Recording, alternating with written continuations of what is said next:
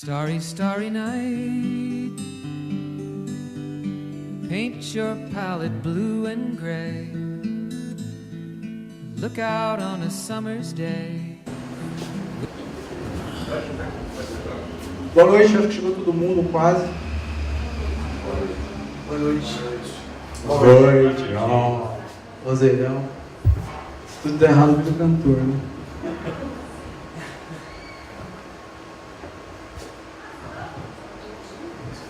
Bom, primeiro, agradecer a presença de todos aqui. Segunda-feira nunca é fácil, né? Antes eu queria falar aqui, ó. Eu ia trazer os girassóis de verdade, mas o dono de girassóis de verdade não quis emprestar para mim. Não sei qual motivo, acho que ele achou que eu não era uma pessoa de boa fé, não pudesse devolver. Então eu trouxe o girassol, Van Gogh pintou 12 girassóis. E um girassol dele hoje deve ter em torno de 50 milhões de dólares. Mas esse girassol aqui, ó, que vale R$30, Van Gogh não seria capaz de reproduzir, né? Curioso. Mas vamos lá.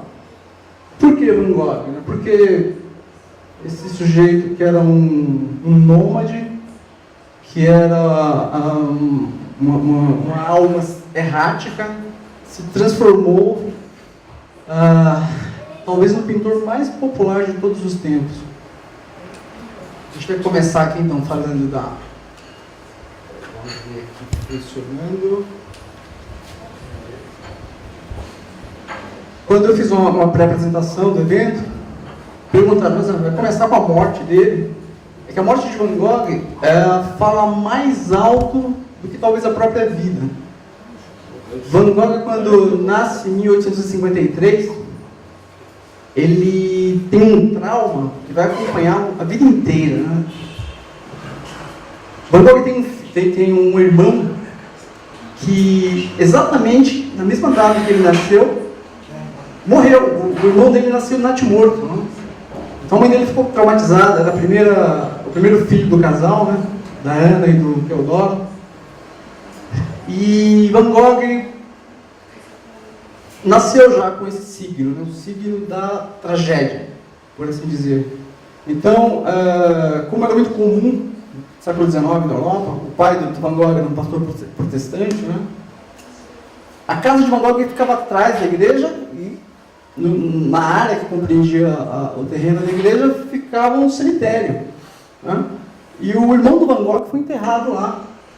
Sendo que o nome do irmão do Van Gogh, que nasceu lá de morto, né, se chamava Vincent Van Gogh.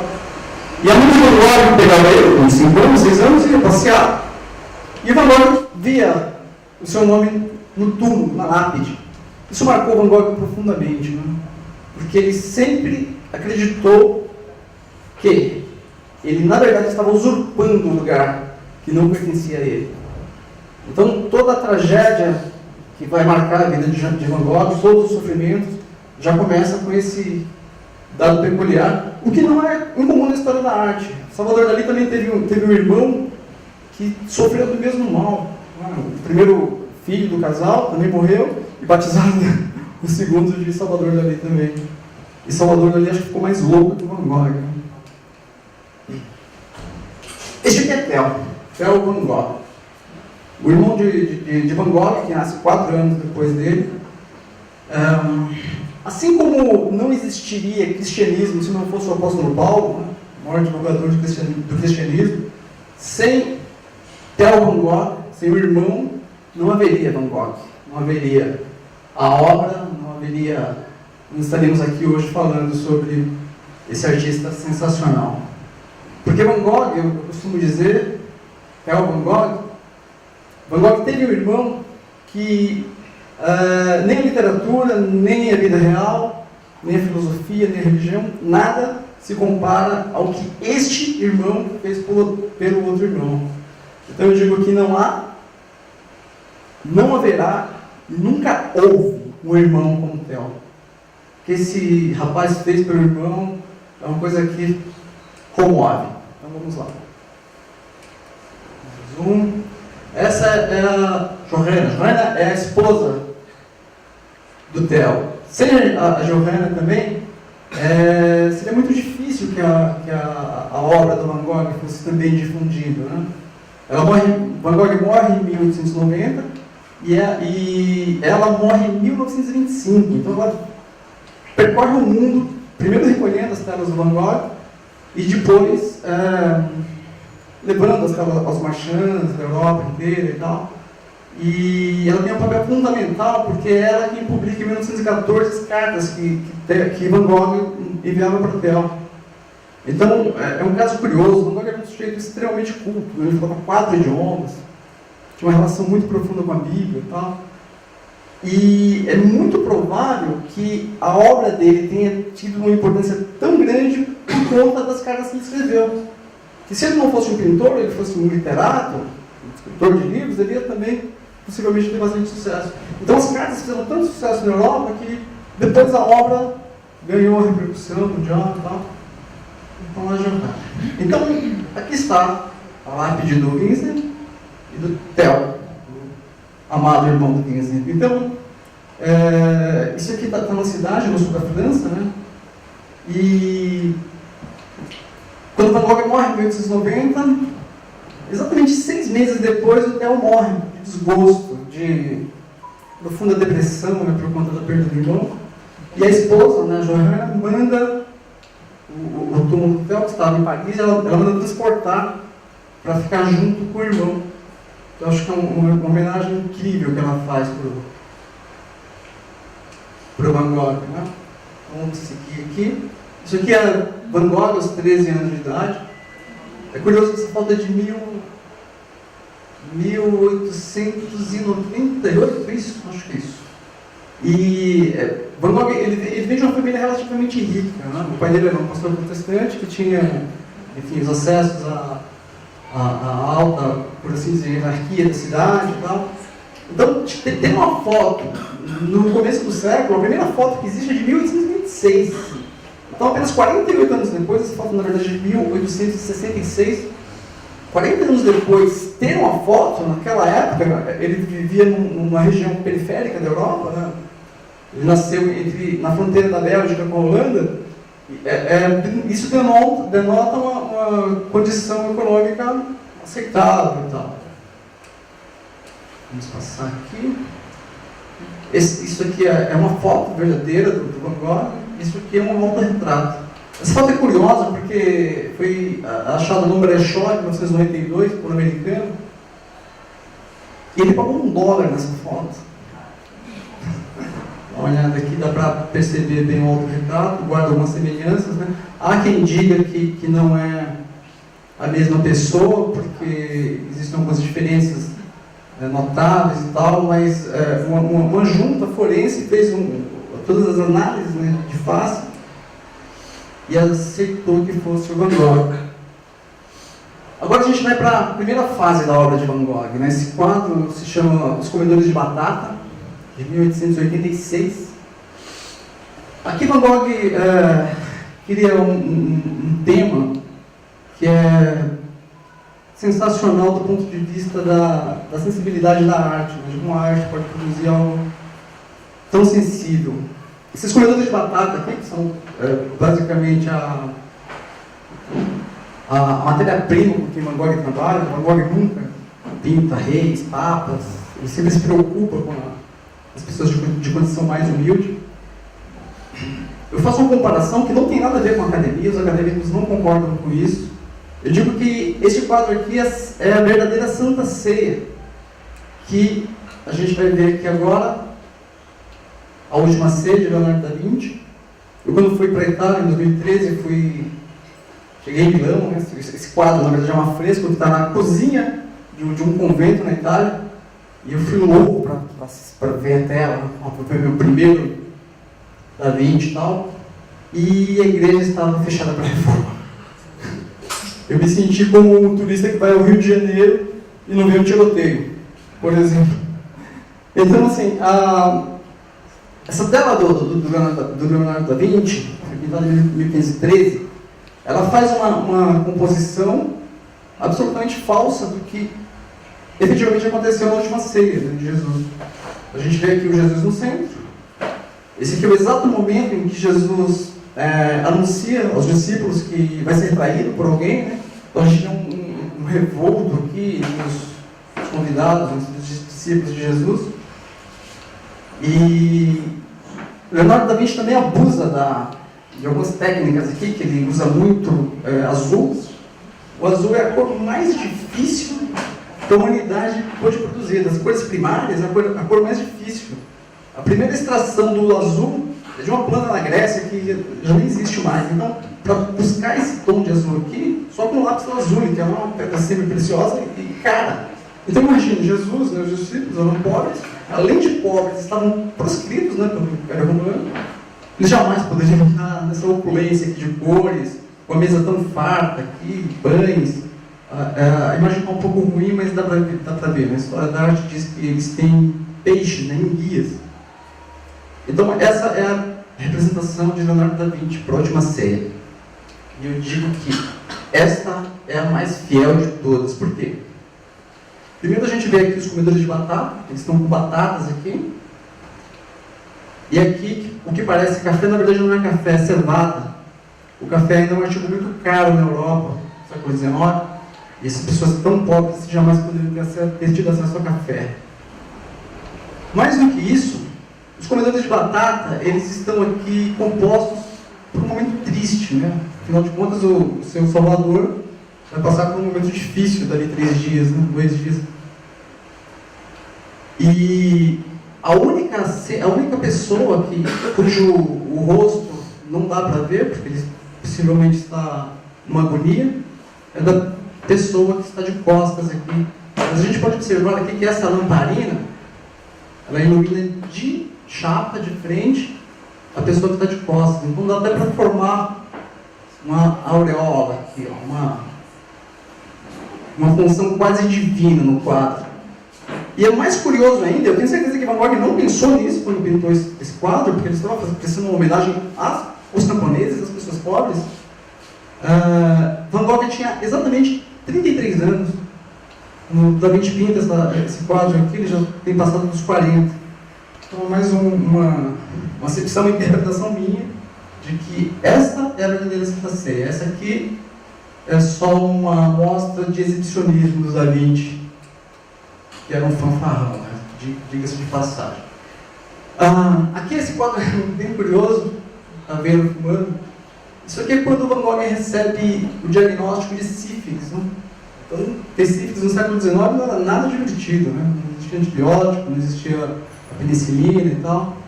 E Van Gogh faz uma ironia, na verdade, né? Ele faz uma caveira, sorrindo, com um cigarro, e ele, na verdade, não está nem aí se vai morrer ou não. É isso que o quadro nos diz. Vamos passando. 1886. Aqui é quando Van Gogh vai para Paris. Ele fica um tempo em Paris. Paris aqui está no auge da Revolução Industrial. Então, essa Paris é uma Paris cinzenta, uma Paris que não tem sol, muita chaminé, muita fumaça e tal. E esse quadro aqui remonta a uma teoria de Aristóteles que dizia que o homem é fruto do meio onde vive.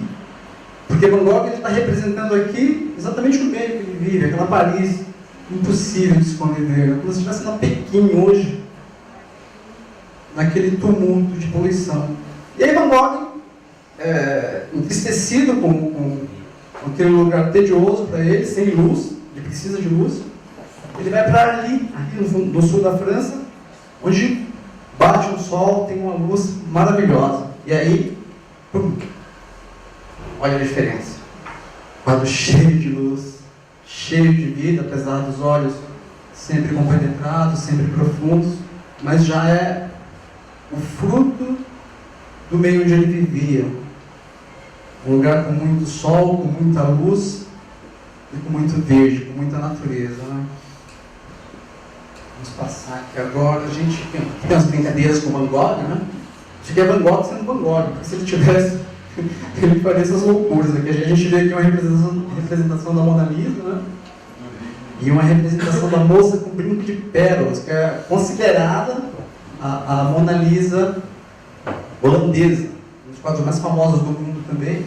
E aqui uma brincadeira com Van Gogh, vendo a Mona Lisa de costas. Vamos lá. E aqui de novo, mais uma interpretação, esse quadro não é de verdade, tá, gente? É a Mona Lisa abraçada com Van Gogh, passando. Agora a gente vai para outra fase da vida e da obra de Van Gogh. Deixa eu tomar um pouco de água.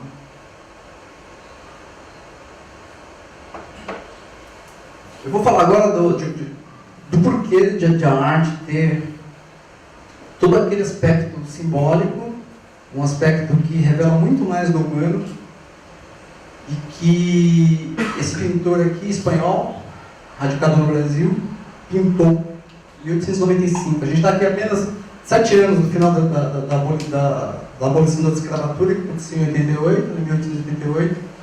E aqui a gente vê, nessa interpretação deste pintor espanhol brasileiro, uma coisa curiosíssima, né? Esse quadro virou tema de discussão na Europa inteira, quando Modesto Brocos o apresentou na Europa.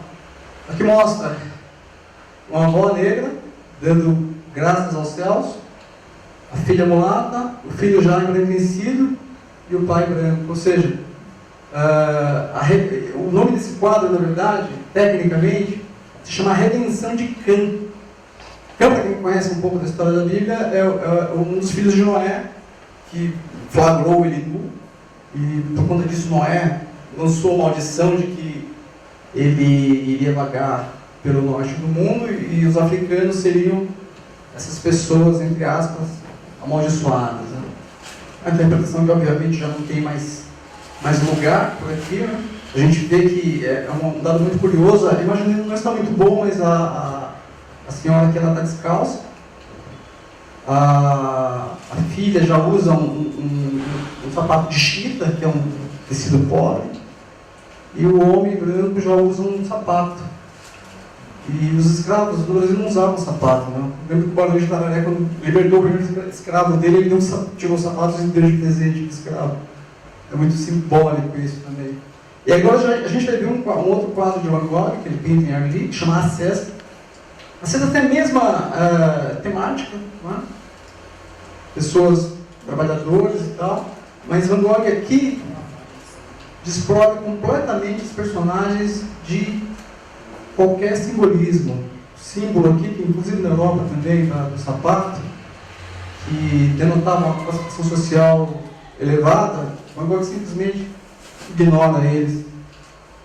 A foice, né, a estroveina, o objeto de forte aqui dos camponeses, está simplesmente largado. Van Gogh entrega aqui os personagens a um processo de contemplação.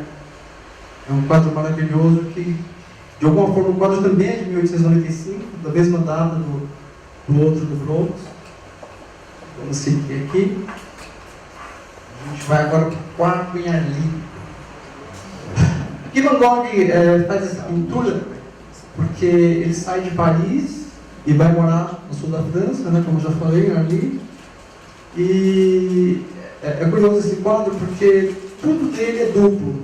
Tem 2 cadeiras aqui, 2 travesseiros, 2 vidros, 2 quadros, 2 garrafas de absinto aqui, que a absinto, eu vou falar mais adiante, a absinto é uma bebida que enlouquece os artistas no século XIX, um grau altíssimo de álcool.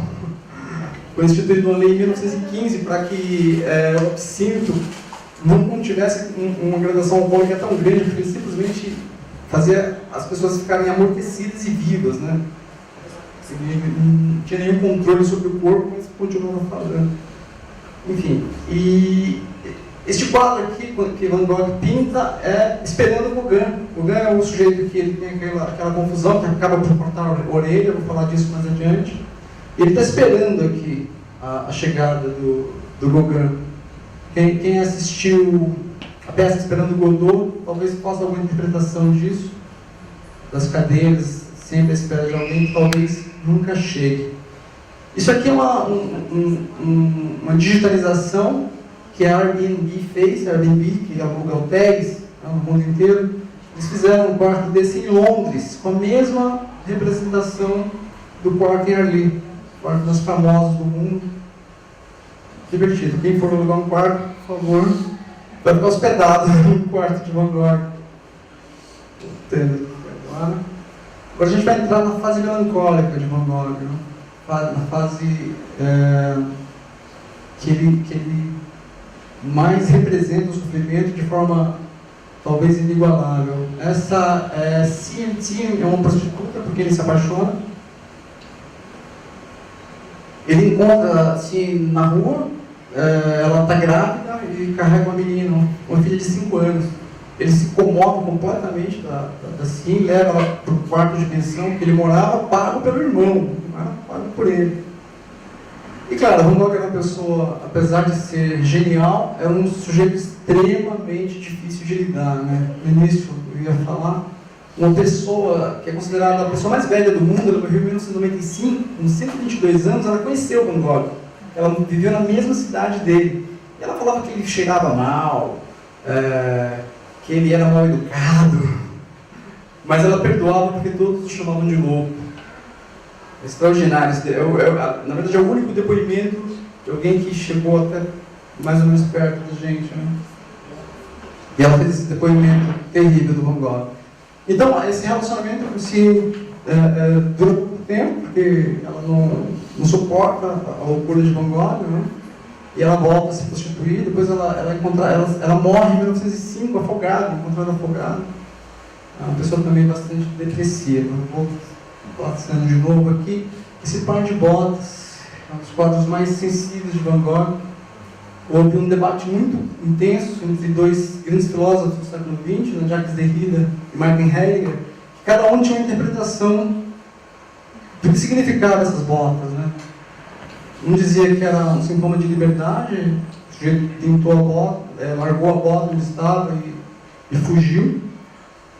Outro filósofo achava que aquilo era simplesmente um sintoma de abandono, não da bota, mas da própria pessoa, né? Então, é um dos quadros também mais representativos dele. Aquele homem chorando, também um quadro de cor muito melancólica, passando. E aqui a gente tem um quadro Grito. Esses quadros eles se comunicam muito com a temática de Van Gogh. Van Gogh não conheceu esse Edvard Munch. Munch é um pintor impressionista norueguês.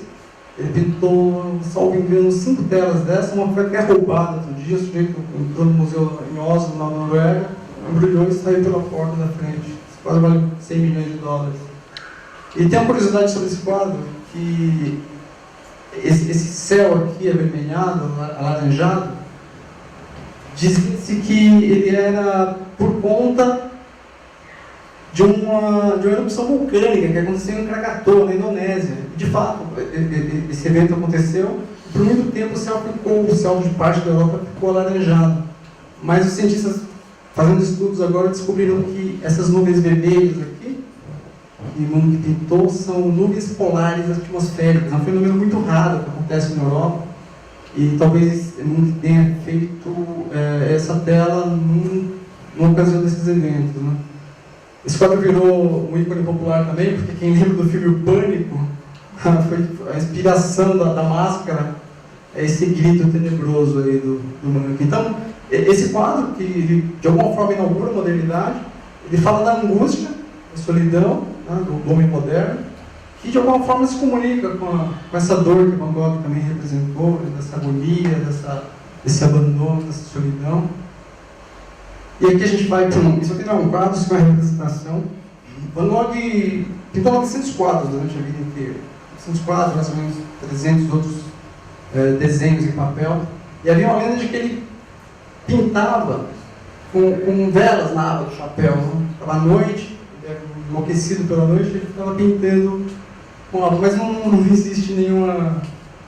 mas como é divertido, né? Imaginar o sujeito com as velas na aba do papel pintando, eu coloquei para informar vocês. Aqui é um quadro muito interessante também. Isso aqui se chama Cadeira de Gauguin. Gauguin é um amigo, voltando, amigo do Van Gogh, que acaba por uma discussão cortando a orelha do Van Gogh. E enquanto o Van Gogh vive com ele por volta de 3 meses na mesma casa, eles dividiam a mesma pensão, Van Gogh fez a cadeira do Gauguin e a cadeira do Van Gogh. E aí as interpretações são ótimas, porque a gente vê aqui a cadeira do Gauguin, ela tem uma sofisticação, ela é forrada, um tapete aqui embaixo, tem livros, tem uma vela acesa, que denota que vela aqui, e uma arandela aqui também, que denota a sofisticação do Gauguin, em comparação com um pobre Van Gogh, que tem uma cadeira com um piso de lajota, coberta com palha. Ele se autoflagelava ao imaginar que ele era sempre inferior. Em uma das cartas que ele escreveu a Theo, escreveu mais de 700 cartas, ele dizia que não era nada. E que um dia, como ele vendeu só um quadro durante a vida, ele disse, em uma das cartas a Theo, ele fala que um dia os quadros dele iriam valer mais do que a tinta que ele usava. Eu acho que ele acertou. Vamos lá. Que é o famoso episódio da orelha cortada. As teorias dizem que sequer foi o Van Gogh que se cortou. Van Gogh ele mentia muito. Ele contava mentira para toda a vila que ele morava, dizendo que era filho de um grande comerciante europeu, estava lá só de passagem e tal. Ele criava as interpretações mais absurdas. E o episódio do corte da orelha, né, quando ele corta a orelha, ou quando tem o lóbulo da orelha na verdade cortado, ele embala numa caixa e dá de presente para um prostituto com quem ele frequentava, com quem ele saía num cabaré. Imagina a surpresa da pessoa, tem essa caixinha que guarde com cuidado esse objeto, tá? A pessoa abre e tem um pedaço da orelha. Mas eu acredito que não foi Van Gogh que se automutilou, e sim o próprio Gauguin. Como eles brigavam muito, ninguém suportava conviver com Van Gogh, é possível que o Gauguin tenha cortado a orelha dele. O Gauguin era um sujeito atlético, ele tinha habilidade com espada, ele era um esgrimista, muito habilidoso. E numa das brigas é possível que ele tenha cortado a orelha do Van Gogh para se vingar. Imagine que Gauguin relata que estava dormindo naquele quartinho lá de Jardim, e Van Gogh acordava ele com uma vela na cara dele, assim. Imagina o terror que era viver com ele. Mas a teoria mais aceita é de que ele realmente se automutilou, porque Gauguin disse para ele que não ia mais continuar vivendo com ele no sul da França, e ia seguir a vida em outro lugar. Esse aqui é um desenho interessante, porque o Van Gogh ficou, parte do final da vida dele, ficou internado no hospício, né? Então as enfermeiras fazem relatos extraordinários de que ele saia correndo atrás dela na noite. Imagina a loucura. E a gente vai aqui.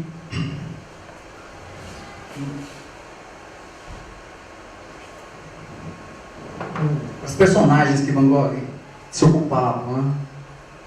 Aqui a gente vê uma mulher colhendo trigo, um homem carregando feno.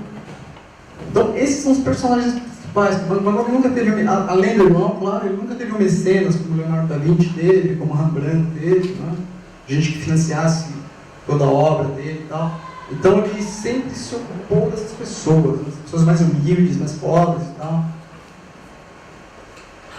Então, a gente vê aqui são mulheres carregando carvão, porque Van Gogh ele estudou teologia por um tempo e ele não tinha condições de ter uma outra profissão, queria seguir a profissão do pai, mas quando ele teve que fazer um exame para aprender latim, ele desistiu, porque ele falou, primeiro que é uma língua morta, e segundo que os pobres não falam latim, os pobres não entendem latim. Então ele foi expulso da faculdade de teologia e pediu para os superiores dele da igreja para que ele fosse um pastor leigo, né? Então ele ia lá nas aldeias, pregar para os camponeses, mas ele foi expulso também disso, porque ele simplesmente via as pessoas muito pobres e simplesmente tirava a roupa do corpo e entregava para as pessoas. Então o pastor não podia representar a igreja nessas condições precárias, né? Enfim, esse é o tema que Van Gogh sempre se ocupou, né? Que a gente vê plantadores de batata, também na mesma situação de pobreza. E aí, o que acontece? o Banco Santander criou o serviço Van Gogh. Oh. Isso aqui é uma ironia deliciosa, né? Porque eu imagino o Van Gogh hoje vivo, vendo um banco que explora bastante as pessoas, tem um serviço especial, Prime, com o nome Van Gogh. É uma ironia deliciosa. Esse aqui é o único quadro que Van Gogh pintou. Vendeu. Pintou, entregou para o irmão e vendeu por 400 francos. É uma agonia terrível, porque a gente vê um quadro revolto, as pessoas estão aqui, isso aqui é um vinhedo, né? Uma vinha encarnada. E eu desconfio que, na verdade, não é que ele tenha vendido, é que ele, quando ele viu esse quadro para o irmão, ele fala que precisa de um pouco mais de dinheiro para comprar tinta, né? Mas aí o irmão descobre que o Van Gogh havia comido as tintas que ele mandava, porque ele tinha surtos psicóticos, e ele simplesmente comia as tintas, né? Então ele tinha cortado a mesada por um tempo, e aí o irmão, conduído com a situação, talvez tenha dito para ele que o quadro, olha, finalmente a gente vendeu um quadro, né? Eu tinha vários quadros, toda vez ele pintava, mandava pelo correio e uma carta. Isso aí se repetia 3 vezes, 4 vezes por semana. E vamos lá adiante. Aqui também um outro quadro significativo da vida dele. Aí a gente tem a Bíblia aberta. A Bíblia, uma vela apagada. A vela denota a luta, porque fazia 3 meses que o pai dele havia morrido, né, falecido. E Van Gogh teve, de fato, essa relação muito difícil com a família dele, né, porque a mãe o rejeitou, por conta, talvez, aí, dessa usurpação de lugar que ele teve com o irmão morto. E é curioso também que Van Gogh ele se apaixonou por 2 mulheres, né? Primeiro a dona da pensão que ele morava em Londres, e ela tinha acabado de ficar viúva, e depois ele se apaixonou pela prima, né? Porque ele também tinha acabado de ficar viúva, ele tinha uma compulsão por viúvas, né? Não sei explicar, talvez para preencher uma lacuna com a própria mãe. Tem um sintoma talvez edipiano nisso, né? Porque Van Gogh se deixa flagelar por ser rejeitado pela mãe e busca no luto de outras mulheres preencher talvez essa lacuna. Então a gente vê aqui a Bíblia aberta, né? A Bíblia está no meio. A gente esteve discutindo em que livro que ele tivesse, talvez está no meio aqui, talvez o livro de Salmos ou o livro de Malaquias, que é o último livro da Torá, né? Do Velho Testamento, e o início aqui do Novo Testamento, não se sabe. Aqui tem um livro também, a resolução está ruim, mas é um livro de um escritor naturalista chamado Émile Zola. É curioso que esse livro aqui contém uma personagem que corta a orelha. Então, Van Gogh talvez tenha se inspirado aqui nessa ideia genial de cortar a orelha, para pedir para o governo cortar a orelha dele, ou ele, de fato, ter se automutilado. Então, ele faz esse quadro aqui com uma contemplação de luto, né, pelo pai, e esse quadro também é muito conhecido da obra dele. Aqui a gente vê aqui um outro sintoma de solidão, campo de trigo com uma rodovia, a gente vê uma rodovia solitária aqui, um céu límpido, e é um quadro que realmente é um dos meus preferidos dele, dos 900 que ele pintou. A gente vai ver agora aqui a Ronda dos Prisioneiros. Esse quadro é muito curioso, é um quadro de 1889, um ano antes dele morrer. E a gente vê aqui um quadro repleto de luz, né? Van Gogh está aqui se auto-representando. Diferente de todos os autorretratos dele, ele está com um semblante plácido, quase feliz. É muito curioso isso. E ele olha de frente para o espectador. E eu acho que esse quadro se comunica muito com esse texto aqui, de Camões, que Camões escreveu em 1573. Ele é um quadro que ele tem muito a ver com a modernidade, né? Quando Camões diz que amor é fogo que arde sem se ver, é ferida que dói e não se sente, é um contentamento descontente, é dor que desatina sem doer, é um não querer mais que nem querer, é um andar solitário entre a gente, é nunca contentar-se de contente, e é um cuidar que se ganha e se perder. É querer estar preso por vontade, é servir a quem vence o vencedor, é ter com quem nos mata a lealdade. Mas como causar, pode, a seu favor, nos corações humanos amizade, se tão contrário assim ao mesmo amor? Eu vou tentar explicar, é um texto complexo, parece simples, mas não é. É um texto cheio de antíteses, de anacolutos, de silogismos, né, conceitos da língua portuguesa, mas ele se comunica muito com o quadro do Van Gogh. Né? Primeiro que é solitário andar por entre a gente, né? Camões copiou do Renato, não foi? Não, ao contrário.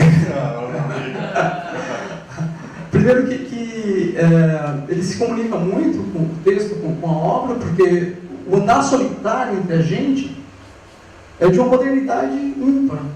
Se alguém estiver andando aqui pela Avenida Paulista, as pessoas vão se sentir solitárias, porque primeiro que ninguém se comunica mais com pessoas que não sejam as suas, ou se comunica pelo smartphone. Então o fato de andar solitário entre a gente é de uma modernidade incrível. E também o querer estar preso por vontade. É mais ou menos o que o Van Gogh faz aqui, ele está preso, mas ele não dá a mínima para essa situação. E claro, de fato, o Van Gogh nunca foi preso, tá? É só uma interpretação aqui deliciosa. Ele falou do Renato Russo, né? A música Monte Castelo, que o Renato Russo faz no disco do Legião Urbana, mas também Caetano Veloso tem uma música que também tem essa mesma estrutura aqui de ferida que dói e não se sente. Qual ferida que dói e não se sente, né? Essa contraposição é interessante, né? Caetano e o querer, eles usam a mesma estrutura. E quando ele diz que onde queres revólver sou coqueiro, onde queres desejo sou paixão, ele faz vários contrapontos, e o mais divertido de todos é quando ele fala, né? Onde queres o anjo sou mulher. É o mais divertido de todos, porque são lugares bem diferentes na poesia. Vamos passando agora. Verdade, isso aqui é uma cena de Laranja Mecânica, que o Stanley Kubrick se inspira na Ronda dos Prisioneiros, né, para fazer aqui uma interpretação aqui, na verdade, uma releitura do quadro do Van Gogh. Então, o Van Gogh se torna também, além de tudo, um artista muito pop, muito cultuado. Esse quadro aqui é o Escolar. Eu não gosto de falar muito desse quadro, me pertence, é meu, original, só que eu guardo ele aqui no MASP. Então, quando eu quero ver, eu vou lá, pago R$15, olho o tempo que eu quiser e tal, vou embora, o pessoal cuida dele, bonitinho, e está lá à disposição. Esse quadro aqui é do filho do carteiro Roland, que ajudou muito o Van Gogh também. A história desse quadro é muito curiosa, porque ele veio para o Brasil em 1952. E, inacreditavelmente, esse quadro portou em Salvador e desfilou em carro aberto, no Corpo de Bombeiros, desfilando. Fico imaginando hoje um quadro do Van Gogh desfilando em carro aberto. Qual o sentido disso, né? E também o MASP conseguiu, aliás, só fazer um parênteses, o MASP conseguiu fazer esse acervo, né, só o MASP tem 4 telas do Van Gogh, é difícil até precificá-las hoje, por conta da Segunda Guerra Mundial, né, quando boa parte dos judeus precisavam se desvencilhar das suas obras de arte e tal, senão seriam confiscados, né, pelos nazistas. Então o Assis Chateaubriand, primeira metade do século XX e tal, conseguiu arregimentar esses quadros, pagava $5 mil por um quadro assim. Van Gogh nessa época já era extremamente valioso, né? Em 1920 os quadros dele já estavam entre os mais valiosos do mundo. E o MASP conseguiu fazer esse acervo por conta disso. Eu estava conversando com os amigos e falando qual que é o valor do acervo do MASP. O MASP tem 8.200 obras, mais ou menos, entre esculturas, pinturas, enfim. E o acervo do MASP foi avaliado em R$23 bilhões. É uma coisa extraordinária também. Na verdade, o MASP tem o maior acervo de arte europeia do Hemisfério Sul. Para encontrar as obras que existem no MASP, você tem que ir para o Metropolitan, Prado, Louvre, enfim, os museus europeus, para ter a qualidade do acervo que o MASP tem aqui no Brasil. É pouco visitado, né? Bom, aqui é a Noite Estrelada. A Noite Estrelada que o Van Gogh pinta, quando ele acorda, já está internado no sanatório, né? É muito curioso isso, que ele Ele tem noção exata da sua loucura, da sua pouca sanidade. Ele pede para se internar no hospício. E ele acorda um dia de manhã e vê o céu estrelado, para clarear o dia. Ele pinta essa tela que é uma das mais extraordinárias do mundo. Aqui a gente vê um cipestre. O cipestre é uma árvore que os egípcios e os romanos usavam como homenagem fúnebre. Ou seja, toda vez que alguém morria, se usava o cipestre como homenagem aos mortos, né? Então o cipestre está de frente aqui, de chapa, denotando aqui a importância e a pulsão de morte que Van Gogh tinha, né? Aqui a gente vê uma igreja com a torre, também são os dois únicos objetos verticais da tela, e a gente vê aqui a igreja que representa a fé, a redenção, com muito menos importância para ele do que o símbolo da morte, né? As pessoas sempre se ficam deslumbradas aqui com essa paisagem e tal, mas eu digo que a gente vê uma imagem revolta, espirais, uma luz exageradamente grande, estrelas e tal, e eu digo que na verdade o Van Gogh está pintando aqui a sua própria agonia, né? O seu próprio espírito absolutamente conturbado, né? Perturbado também. Aí aqui a gente vai ver uma coisa extraordinária. Isso aqui é uma foto do satélite Hubble, tirada em 2004. Quando os cientistas físicos viram essa nebulosa, eles imediatamente fizeram uma conexão com a noite estrelada. A gente vai ver aqui os círculos, vai ver estrelas enormes, revoltas, assim como Van Gogh havia pintado 100 anos antes, mais de 100 anos antes.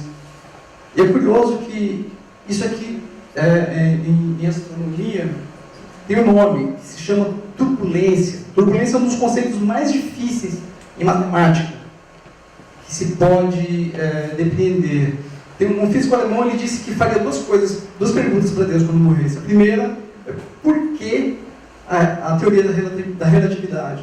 Por que ela existe? E a segunda seria a turbulência. Ele dizia que Deus ia ter a resposta para a primeira, a segunda não ia ter.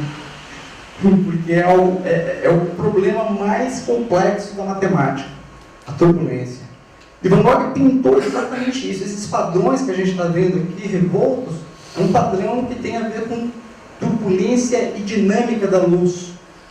Ou seja, Van Gogh, sem saber, num surto de sanidade dele, ele, na verdade, não é que ele pintou, ele tinha um telescópio na mente, que criou algo que só poderia ser estudado um século depois. Então, isso aqui é mais uma das provas do gênio extraordinário dele. Agora a gente vai aqui para o Amendoeiras em Flor. Esse quadro aqui, Van Gogh pinta para o sobrinho dele, que acaba de nascer, que o irmão e a cunhada batizam também de Vincent Van Gogh, em homenagem a Van Gogh. E por quê? Quando ele manda esse quadro para o Theo, ele pede para que coloque em cima do berço, e Theo pergunta para eles por que a amendoeira não está ainda pronta. Porque aqui é o nascimento, né? Ela está em flor ainda porque representa o nascimento. Então foi uma homenagem que Van Gogh fez ao sobrinho, que nasceu e ele ficou muito feliz, né, de receber o nome. Aqui está a garrafa de absinto, que eles... Na verdade, no século XIX, todos os artistas tomavam absinto. Eu acho que isso aqui explica muito da arte produzida no século XIX. Passando aqui. Aqui é o último quadro de Van Gogh. Chama Campo de Trigo com Corvos. Então, Van Gogh morre de forma misteriosa, 27 de julho de 1890. E no dia 26 de julho, ele sai de manhã com seu cavalete, né? Ele leva o cavalete dele para toda parte. Quando ele estava em Paris pintando, as pessoas tiravam ele, ficavam atrapalhando o movimento. Eu imagino o Van Gogh como se fosse um camelô hoje na Praça da Sé, né? Estava lá pintando, tira essa porcaria daqui. Eu ficava irritado com isso. Eu também acho que Van Gogh, se estivesse vivo hoje, ele não ia morar em Ipanema, no Jardim, ele ia morar na Cracolândia, porque combina muito mais com ele do que essa coisa aqui sofisticada. Então, Quando Van Gogh pinta esse último quadro aqui, né, como disse, ele saiu de manhã para pintar com seu cavalete pelos campos da Provence, e ele volta para casa. Do lugar onde ele estava até a pensão onde ele morava, dá mais ou menos 1.600 metros, 1,5 km. E aí alguns teóricos dizem que seria impossível ele voltar andando de uma distância tal até em casa e ficar agonizando, né? Como de fato ele fica agonizando, mais 30 horas depois. E há uma teoria que surgiu há pouco tempo de que, na verdade, ele foi assassinado, né? Como Van Gogh não tinha, claro, não tinha muito dinheiro, ele pegava as pessoas da rua para fazer as pinturas. Ele tem muito autorretrato, né? Autorretrato em pintura significa que o pintor é pobre, né? O único pintor de renome que tem mais autorretratos do que Van Gogh é o Rembrandt. Ele tem 45, 44 autorretratos. Van Gogh tem uns 30. Porque como ele não tinha como pagar o modelo, ele ficava na frente do espelho e ficava se pintando, né? Então é muito possível, muito provável que ele tenha pedido por alguns garotos, trombadinhas da época, que existiam, né, na França, não é privilégio nosso, para que ficassem, pousassem para ele e tal, e estivessem armados e quisessem roubar o pouco que ele tinha.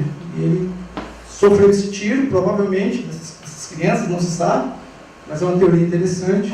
Mas aqui, nessa fase, aqui nesse período, 1890, Van Gogh já estava com o espírito completamente abalado, né? O casamento do irmão e o nascimento do sobrinho abalou ele profundamente, porque até alguém escreve uma carta para ele dizendo que ia ser difícil continuar sustentando ele, né? Porque a família aumentou. Então, ele fica profundamente sentido com isso. Os quadros dele continuam a não vender. Ele precisa desesperadamente de sobreviver, tem algum meio de subsistência.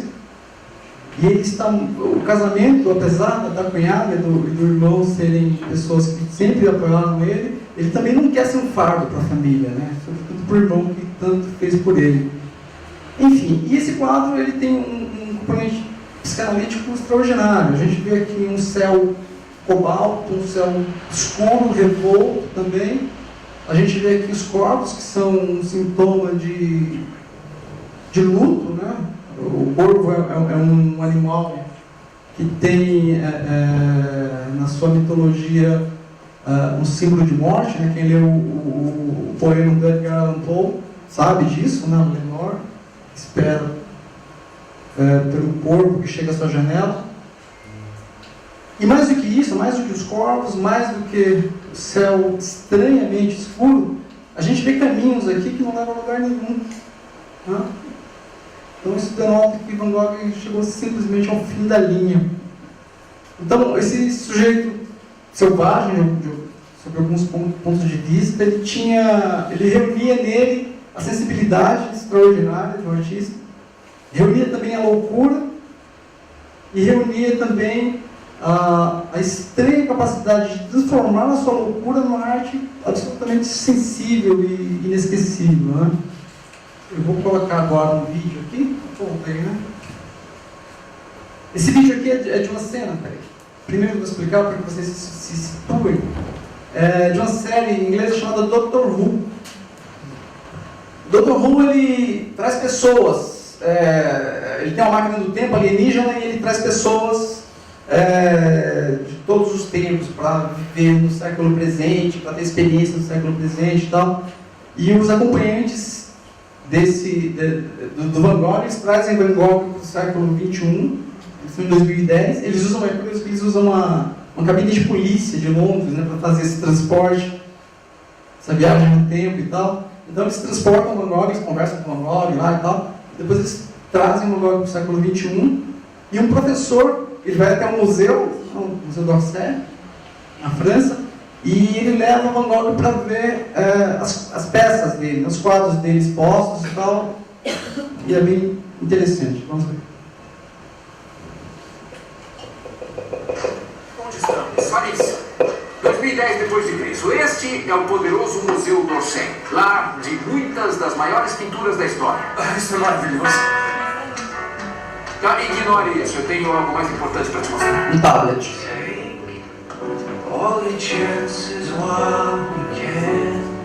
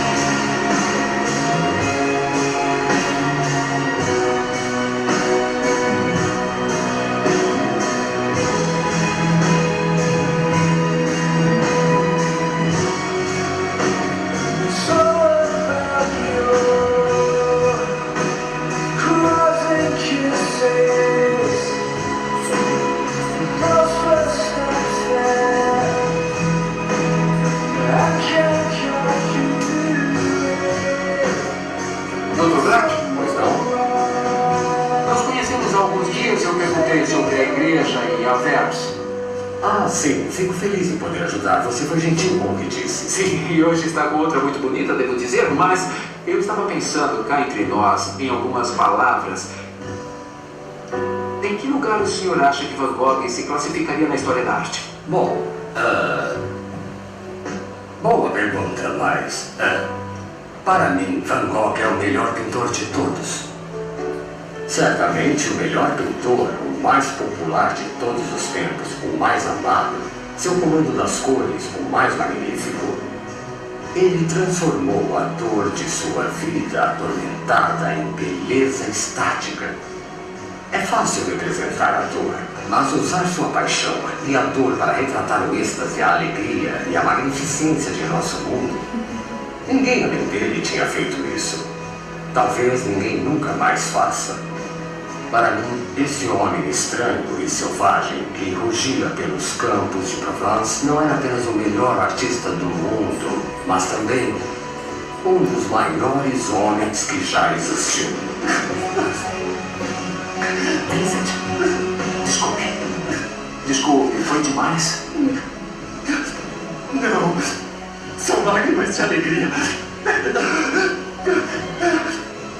Obrigado, Senhor. Obrigado, Senhor. O senhor não entende nada, né? Desculpe pela barba.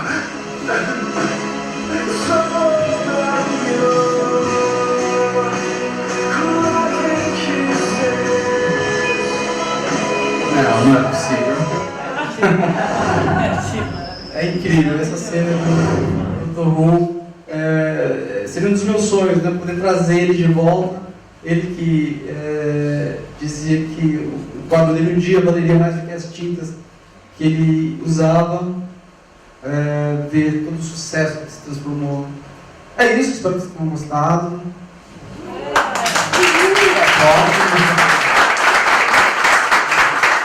Starry, starry night.